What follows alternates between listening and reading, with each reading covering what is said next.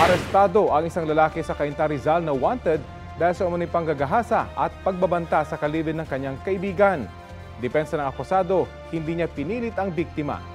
Balitang hatid ni Bea Pinla.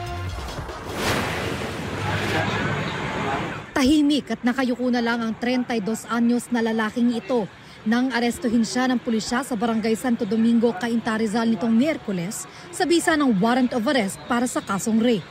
3 taon na ang nakalilipas ng umano'y gahasain at pagbantaan niya ang nooy 21 anyos na kinakasama ng kaibigan niya.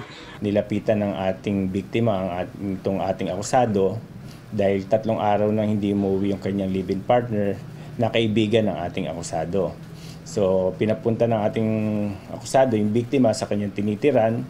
Ang ipinangako umano ng akusado, tutulungan ng biktima na hanapin ang live-in partner niya.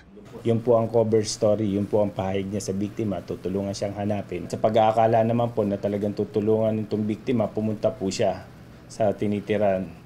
Doon po ginawa ang panghalay sa kanya ng ating akusado. Pinagbantaan pa raw ng akusado ang biktima. Itinanggi niya ang paratang. Pumayag naman po siya. Siya naman po may gusto, hindi naman po ako. Niyakap niya ako. Ayun na. Para po makalabas na po ako. Wala naman po ako kasalanan. Gusto naman po niya yun. Ayon sa pulisya, dati nang nakulong ang lalaki dahil sa iligal na droga at pagsusugal. Walang piyansa ang kasong rape na kinakaharap niya.